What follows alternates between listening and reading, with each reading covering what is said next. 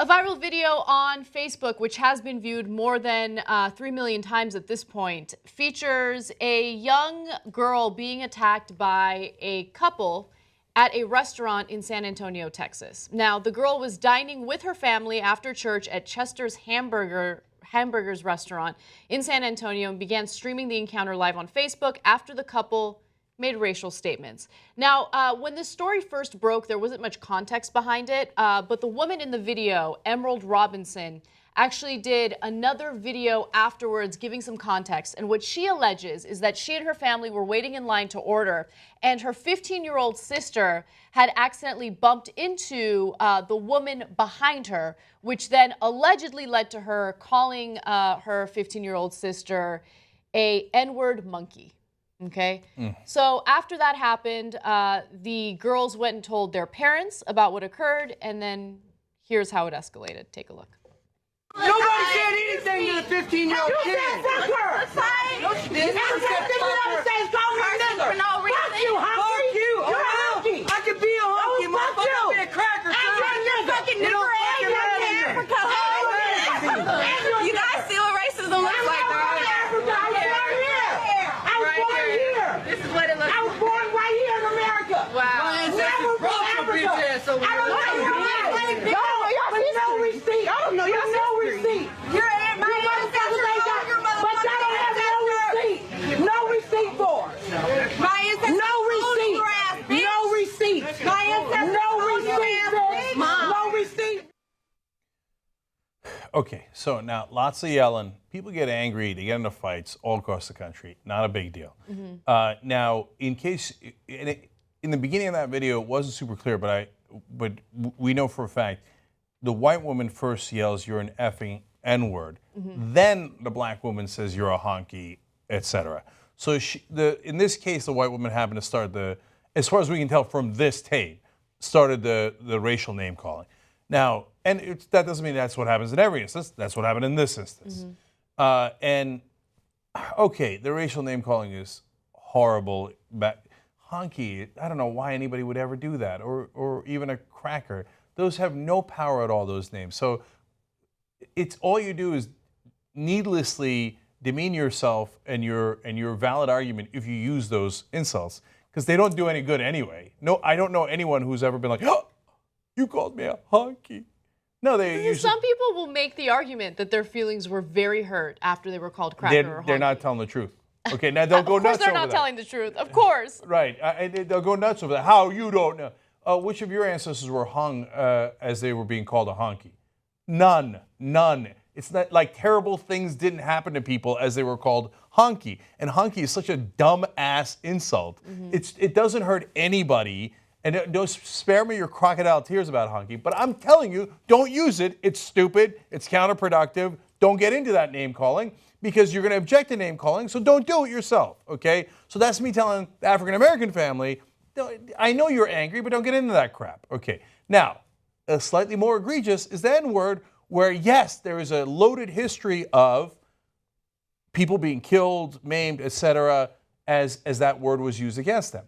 But that's not isolated. In this instance, the woman refers to it. So you can't make the excuse, "Oh, Cenk, that's ancient history, man. You got to just let it go. We should be able to call them an N-word anytime we like, because it doesn't really mean anything." No, in this case, she said, "My ancestors used to own your ancestors. Yeah, and you N-word." Right. So and they said, that is the historical context. That's exactly what she's referring to. Also, this whole thing about go back to Africa when these individuals were born in the United States, okay? They're just as American as you are. And then also treating them as if they're these wild animals when you are simultaneously yelling, the N-word at them. By the way, someone bumps into you in line. Why is your first reaction to call them an N-word monkey? Right? Why is that your first reaction? First of all, look, this is a problem that you see everywhere regardless of race, right? Where someone will accidentally bump into someone else and then the person who got bumped into loses their temper. Calm down. Accidents like that happen all the time. They happen at clubs, they happen at bars, they happen in all sorts of public places. The fact that she had that reaction, or allegedly had that reaction, to a 15-year-old girl bumping into her is ridiculous, right? Cool your temper a little bit.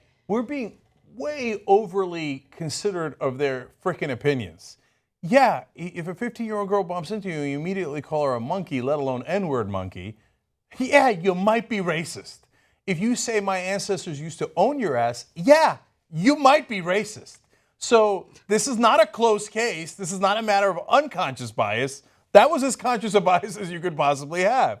So it's not to say they represent all people. Again, every time we do these stories, so we don't hurt the poor sensibilities of some folks in the right-wingers in this country, we have to say, okay, we're not insulting you. If you have the same thoughts, well, you can feel insulted all you want, but I didn't say that. I'm talking about this family. I have to clarify that for you every time because then you'll cry and cry. But he's brown and he insulted my beloved white people.